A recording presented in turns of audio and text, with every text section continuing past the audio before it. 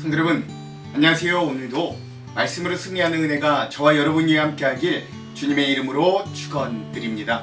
우리 오늘 디모데후서의 마지막 여행 시간입니다. 우리 어제 내용을 잠깐 기억해 볼게요. 어제는 우리가 굉장히 짧은 세 구절을 함께 나눴습니다.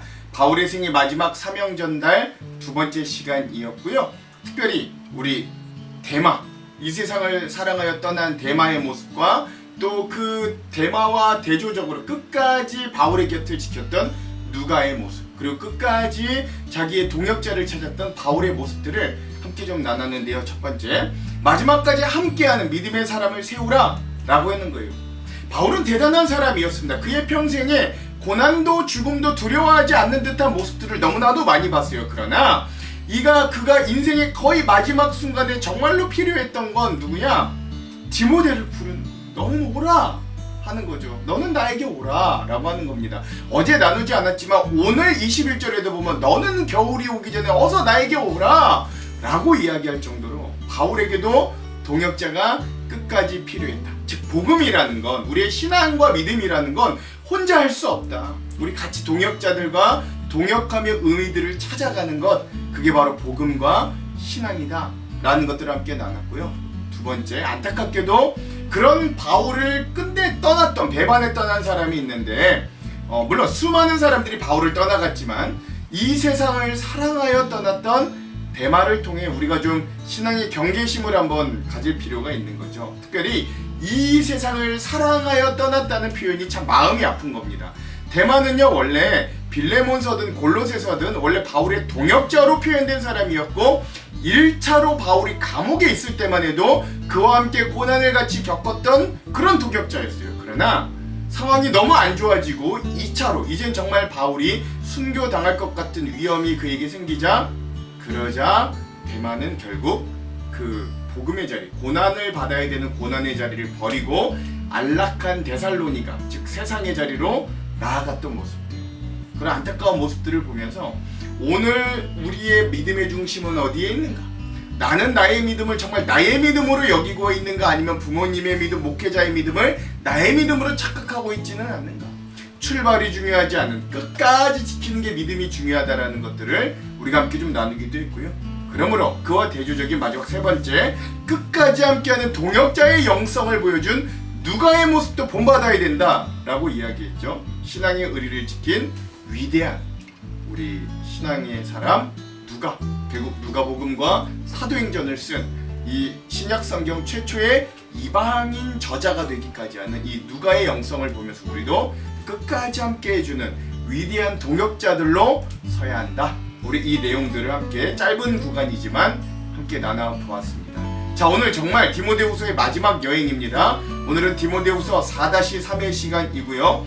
바울의 마지막 고백과 사명 전달 세 번째 시간입니다. 분량은 맨 마지막 4장 12절에서 22절까지 오늘 함께 좀 나눠보도록 하겠습니다. 제목을 짓자면 너는 겨울이 오기 전에 어서 오라 라고 하는 제목을 지어봤고요. 왜 이런 제목을 지었는지는 여러분 보시면 아실 수 있을 겁니다. 자, 그럼 오늘 이 부분에 대해서 두 가지 맥을 짚어보고 맥에 따라 한번 주제를 나눠볼게요. 첫 번째, 우리 인생의 마지막 순간까지 나는 무엇을 붙들고 살아갈 것인가? 바울의 이 마지막 고백들을 통해서 우리가 깊이 좀 묵상해보고 생각해보는 시간들이 좀 되었으면 좋겠고요. 두 번째, 자, 오늘 말씀을 통해서 내가 이 세상에 떠난 뒤에도 나를 통해 복음이 계속 흘러가게 될 다음 세대 사람들은 누구인가? 그리고 나는 그 복음을 전수하고 있는가? 한번 점검해보는 시간도 되었으면 좋겠습니다. 자, 이런 두 가지 맥을 짚으면서 오늘 본문의 내용들을 함께 좀 나눠가겠습니다. 자, 그러면 우리 본격적으로 나누기 전에 오늘 디모데후서 4장 마지막 부분의 핵심 구절을 한번 나눠볼게요. 세 군데입니다. 13절, 17절, 21절. 먼저 13절. 내가 올 때 내가 들어와 가보의 집에 둔 겉옷을 가지고 오고 또 책은 특별히 가죽 조기에 쓴 것을 가져오라. 아멘. 17절입니다. 주께서 내 곁에 서서 나에게 힘을 주심은 나로 말미암아 선포된 말씀이 온전히 전파되어 모든 이방인이 듣게 하려 하심이니 내가 사자의 입에서 건짐을 받았느니라. 아멘. 21절입니다. 너는 겨울 전에 어서 오라.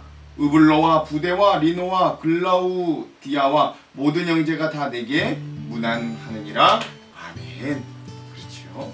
오늘 우리 주제들의 만나기 말씀의 오늘 본문의 신구절로 한번 삼아봤습니다. 자, 그럼 세 가지 우리 주제들 함께 나누고 오늘 말씀을 한번 마지막으로 읽어볼게요. 첫 번째 주제, 바울의 마지막 갈망, 나의 갈망은 말씀을 붙들고 살아가는 것이라는 걸 우리에게 아주 잘 보여줍니다. 계속 말씀드리지만 이 편지는 바울이 정말 순교를 앞둔 시점에서 보내는 마지막 유언과 같은 편지입니다. 날씨는 곧 가을을 넘어 추운 겨울이 다가오고 있었어요. 노사도인 바울은 몸도 많이 수약해졌을 겁니다. 그런데 그가 이 디모데에게 보내는 편지에서 이 디모데가 올 때 가지고 오라고 요구하는 건 단 두 가지였어요. 그게 뭐냐? 13절, 내가 올 때 내가 드로와 가보의 집에 둔 겉옷을 가지고 오고 또 책은 특별히 가죽 종이에 쓴 것을 가져오라. 아멘. 그건 바로 겉옷과 가죽에 쓴 책입니다. 먼저 겉옷을 가져오기를 바라던 바울의 상황에 대해 이야기해봐요. 여러분, 이 당시 겉옷은요 일반적으로 소매가 없고 사방이 막힌 두껍고 무거운 어떤 양모, 외투, 이불과 같은 형태라 그래요. 주로 추위와 비바람을 막기 위해 여행자들이 입었던 옷이라고 합니다. 바울이 투옥된 로마의 마메르틴 감옥은 지하 구덩이 형태로 습기가 가득하고 겨울에는 굉장히 뼈를 깎는 듯한 추위가 엄습하는 감옥이라고 합니다. 사형 선고를 앞둔 노사도의 육체적 연약함과 고통을 고스란히 보여주는 이 단어가 겉옷이라고 하는 거죠. 바울은 영적인 거인이었지만 동시에 추위를 느끼고 따뜻한 옷을 필요로 하는 평범한 인간이었음이 여기 드러나는 거예요. 근데 그 겉옷이 드로와 가보의 집에 있다라고 했잖아요. 이게 뭘 의미하냐면 사도행전 20장에 보면 드로아라는 도시에서 바울이 갑자기 체포되어 가거든요. 예. 그래서 많은 학자들이 바울이 갑작스럽게 체포된 상황을 이 드로아 가보의 집에 자기의 겉옷이 있다는 것들로 잘 표현이 된다라고 이야기하는 거죠. 두 번째로 바울이 요청한 건 가죽 종이에 쓴 두루마리 책입니다. 이 책에 해당하는 헬라어 단어는 비블리아라는 단어인데 파피루스에 기록된 일반적인 서신이나 편지 혹은 복음의 기초 기록들을 의미한다 그래요. 특별히 라고 이제 바울이 말해요. 특별히 네가 나한테 책을 가져올 때 특별히 가죽 종이에 있는 책을 가져다 달라라고 하잖아요. 즉 이건 양피지는 파피루스보다 훨씬 비싸고 보존성이 뛰어난 재질이라 이 당시에는 아무 책이나 이거 쓰지 않고 굉장히 귀한 책. 그러니까 바울에게 중요한 건 뭐예요? 이 당시 성경, 구약 성경 사본을 기록하는데 사용한 게 가죽 책이라는 거예요. 종합해보자면 바울은 죽음을 눈앞에 둔 순간에도 영혼을 무장하고 하나님의 은혜를 묵상할 성경책, 성경 말씀을 갈망했다는 거예요. 육신의 추위를 막아줄 겉옷만큼이나 영혼의 눈을 밝혀줄 주님의 말씀이 사형수 바울에게 절대적으로 필요했다는 거죠. 즉 죽음을 앞둔 노사도가 일생의 마지막 바라는 것 치고는 참으로 소박하고 때론 볼품없는 것이기도 합니다. 그러나 이런 바울의 요구에서 우린 그의 지칠 줄 모르는 근면성과 신앙적인 지혜에 대한 어떤 식지 않는 갈망의 모습들을 발견하게 됩니다. 그러므로 하나님의 참된 종은 마지막 숨을 거두는 순간까지 말씀으로 영혼들을 먹이기에 멈추지 않는다는 걸 이런 그의 마지막 요구에서도 여실하게 드러나는 겁니다. 바울은 자기가 곧 순교한다는 걸 알았어요. 우리 앞에서 계속 읽어왔잖아요. 그도 직감합니다. 그러니까 이렇게 말하잖아요. 내가 전제와 같이 부어졌다. 내가 달려갈 길을 다 달려갔다. 그런데 그가 원하는 건 돈도 명예도 안락함도 건강도 아니었어요. 내가 사형 안 당했으면 좋겠다 이런 게 아니었다고요. 여전히 자기의 육신을 따뜻하게 보호해줄 한 벌의 외투와 또 자기의 영혼을 따뜻하게 지켜줄 두루마리 성경이 필요했던 거예요. 특별히 바울은 이 디모데후서의 편지를 쓰면서 계속하여 말씀과 복음에 대해 강조를 끊임없이 했어요. 1장에서 바울은 복음을 부끄러워하지 말라라고 하였고 2장에서는 말씀을 옳게 분별하라고 했고 3장에서는 모든 성경이 하나님의 감동으로 지어진 것으로 이 말세 고난의 때 그 공격을 이겨낼 유일한 무기가 하나님의 말씀임을 알려줬습니다. 그리고 마지막 오늘 우리가 읽는 4장에서 그는 죽기 직전에도 이 성경을 나에게 가져오라고 이야기하는 거예요. 그리고 그 말씀과 함께 죽기를 원했던 거죠. 얼마나 아름다운 연결입니까? 그는 감옥에서도 여전히 말씀에 대해 배우는 사람이었고 마지막 호흡까지 하나님과의 말씀과 가까이 하려는 진짜 제자였던 거예요. 이것이 디모데후서 전체가 강조하는 이 말씀에 대한 핵심과도 맞닿아 있습니다. 복음을 맡은 사람은 은퇴하지 않고 말씀 앞에서 배우기를 멈추지 않는 거예요. 죽을 때까지. 그러니까 사랑하는 성도 여러분, 우리가 흔히 믿음이 좋다는 걸, 큰 사역을 한다는 것, 많은 사람들 앞에 영향력을 발휘한다는 것으로 생각하기도 합니다. 그러나 오늘 바울의 모습은 전혀 다른 모습을 우리에게 보여주는 거예요. 바울에게 죽음보다 더 간절했던 건 마지막 순간까지 하나님의 말씀을 배우고 묵상하는 삶이었습니다. 오늘 우리 시대는 그 어느 때보다 책은 많고 성경을 쉽게 구할 수 있어요. 말씀을 들을 수 있는 통로도 넘쳐납니다. 여러분, 스마트폰 하나만 열면 언제든지 성경 읽을 수 있고 언제든지 좋은 말씀 들을 수 있어요. 근데 역설적으로 우리는 말씀과 가장 가까운 시대에 살면서도 말씀을 가장 적게 묵상하는 시대로 살아가고 있는지는 되돌아봐야 돼요.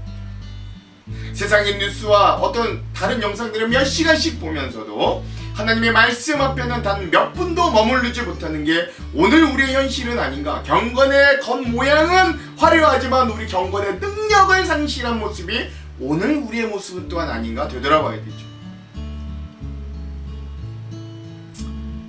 그러나 바울은 끝까지 말씀을 붙들었고 그 최악의 상황까지도 말씀을 사모했고 그 영성을 이어받은 오늘 우리들도 그 말씀으로 다시금 이 복음 앞에 선 겁니다.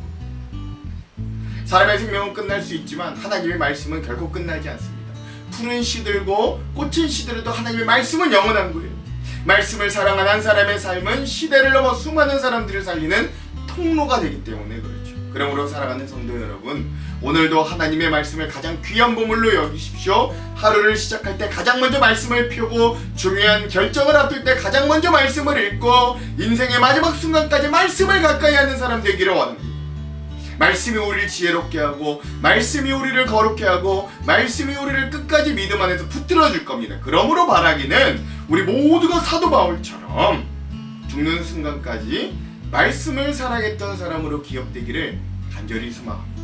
그래야 말씀이 우리의 생각을 다스리고 우리의 가정을 세우고 우리의 교회를 건강하게 하고 다음 세대까지 복음의 유산을 이어주는 귀한 통로가 되기를 주님의 이름으로 간절히 축원드립니다. 두 번째 주제, 사람에게 버림받아도 주님은 끝까지 함께 하신다는 것이죠.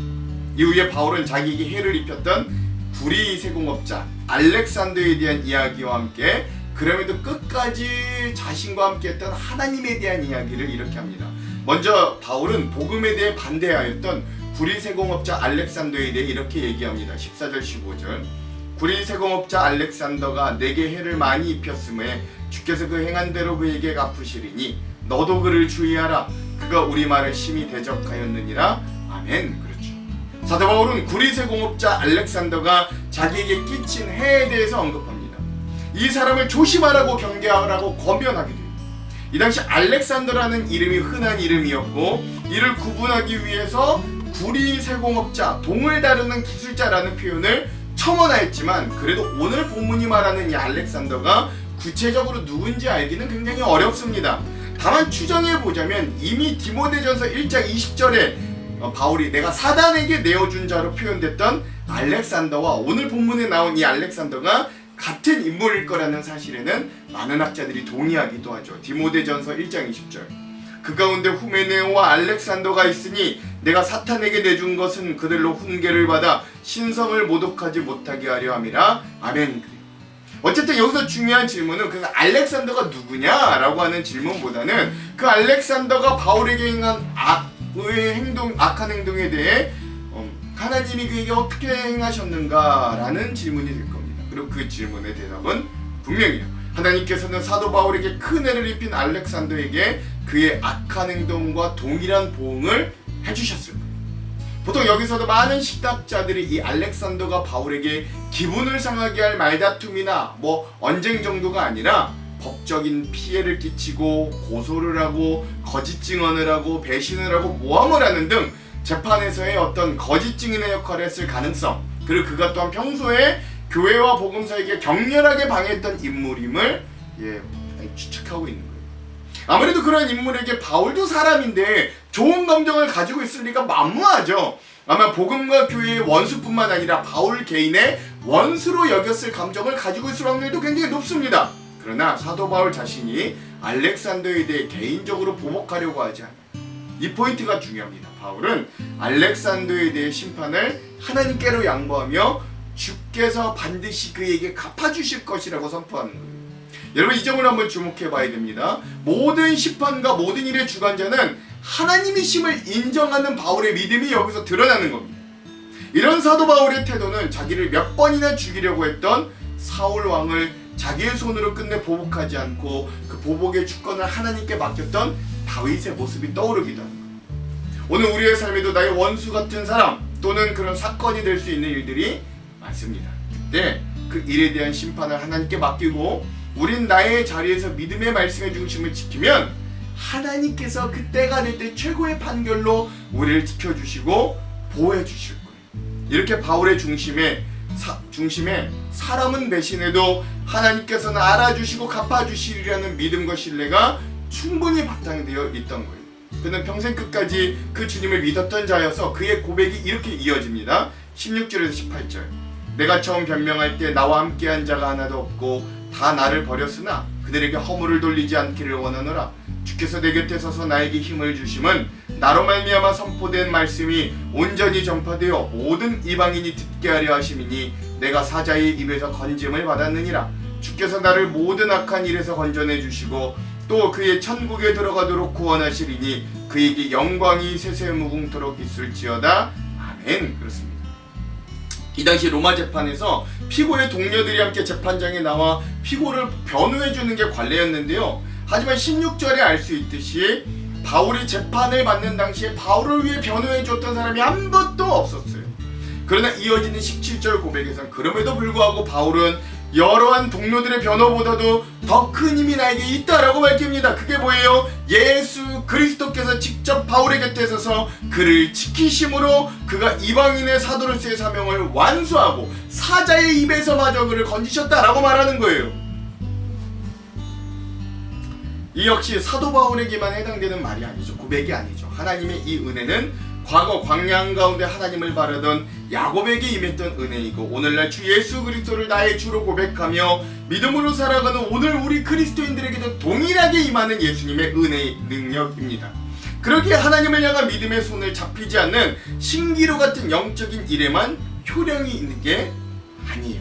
하나님을 향한 믿음은 우리의 삶의 실제적인 능력이고 하나님이 우리의 손에 잡히는 도우심이 되는 거죠. 하나님께서는 우리 각자 인생의 곁에 서서 지켜주시고 변호해 주시고 영원한 생명으로 인도해 주십니다.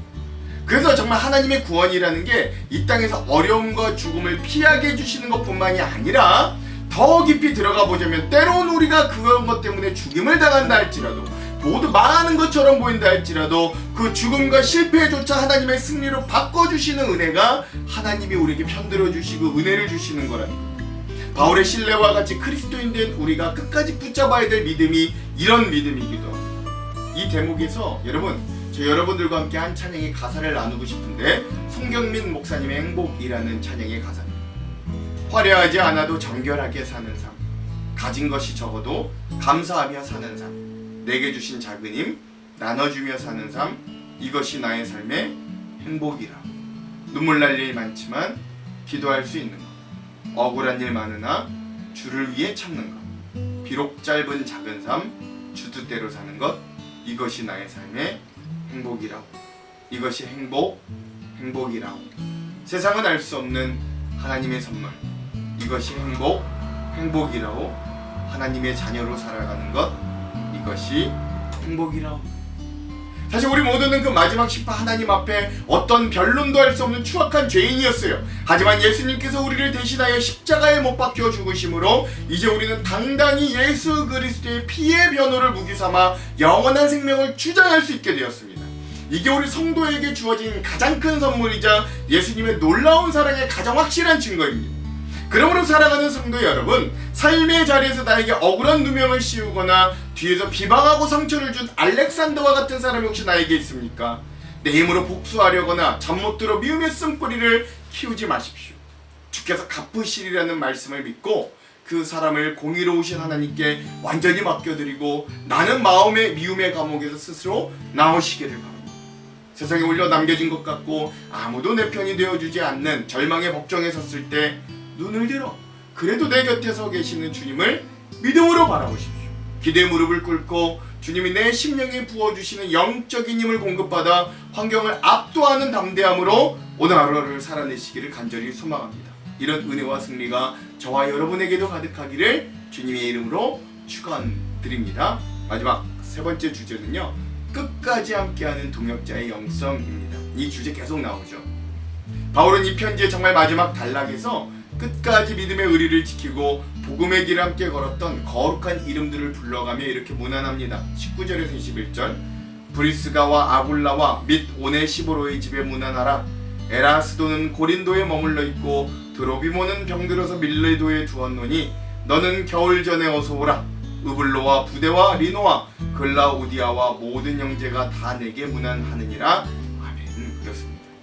목숨을 내놓고 바울의 방패가 되주었던 브리스길라와 아굴라 부부, 그리고 로마 감옥까지 찾아와서 옥바라지를 자초했던 오네시보로의 가정, 우리 1장에서 나눴죠. 그리고 에라스도, 드로비모, 으블로, 부데, 리노, 클라우디아 등 신실한 남은 자들의 이름을 바울은 이 편지의 막바지에 하나하나 다 기록합니다. 사도 바울은 이와 같이 자기의 동역자의 개인적인 사정까지도 상세히 기억하고 기록할 정도로 동역자에 대한 사랑이 굉장히 컸던 사람이에요. 그리고 많은 사람들이 디모데에게 안부를 묻고 서로 위하여 중보하고 헌신적으로 서로를 돕는 모습들을 보여주는 거죠. 이처럼 하나님의 사역은 보이는 곳에서 그리고 보이지 않는 곳에서 많은 섬기는 이들의 노력과 헌신들이 합하여 이루어지는 걸 이 고백들을 통해 우리가 알 수 있습니다. 비록 대마의 배신이 있었고 알렉산더의 해악으로 상처가 가득한 사역이기도 했지만 하나님이 남겨두신 신실한 동역자들이 그럼에도 있기 때문에 바울은 이 마지막이 결코 외롭지 않았을 거예요. 바울은 마지막으로 사역자 디모데의 심령과 에베소 교회 공동체 전체를 향한 기독교 최고의 선물이자 축복인 은혜를 선포하며 이 편지를 마무리합니다. 22절, 나는 주께서 내 심령이 함께 계시기를 바라노니 은혜가 너희와 함께 있을지어다. 아멘. 사도 바울은 디모데와 에베소 성도들을 위한 기도로 본소신을 끝맺습니다. 마지막 유언과도 같은 이 디모데후서의 이 기도는 사도 바울 자신의 삶의 기둥과 같은 역할을 했던 하나님의 은혜를 다시 한번 강조하면서 마무리하고 있는 거예요. 그건 주님께서 각 지체의 심령 가운데 계시고 역사한다면 하나님의 강하고 놀라운 은혜가 개인과 가정 그리고 교회와 나라를 지키고 은혜로 이끄실 거라는 설명입니다. 이런 바울의 축도가 오늘 이 말씀을 끝까지 읽고 그 은혜를 공유하는 우리 모두에게도 함께하기를 저는 간절히 기도합니다. 이렇게 디모데후서의 여행을 저는 일단락하려고 합니다. 근데 정말 끝내기에 앞서 저는 한 가지 더 나누고 싶어요.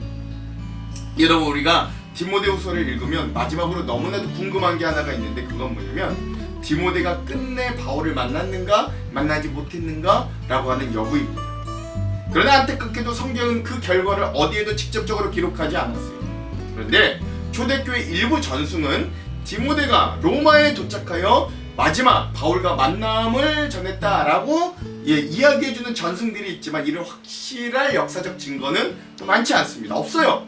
오히려 성경은 그 결말을 의도적으로 열린 결말로 남겨둠으로써 디모데가 정말 바울에게 왔는가? 라는 질문보다는 이 편지의 열린 결말을 읽은 나는 주님의 부르심에 즉각 순종하는가를 묻고 있는 거예요. 그럼에도 많은 학자들이 디모데가 바울이 순교하기 전이든 바울이 순교한 직후이든 바울에게 달려왔을 거라고 확신합니다. 그 이유는 첫 번째, 히브리서 기록을 볼 때 디모데는 로마라고 하는 위험한 호랑이 굴에 스스로 들어가는 것을 두려워하지 않고 출발했다라는 힌트를 얻죠. 히브리서 13장 23절, 우리 형제 디모데가 놓인 것을 너희가 알라. 그가 속히 오면 내가 그와 함께 가서 너희를 보리라. 아멘. 그렇습니다.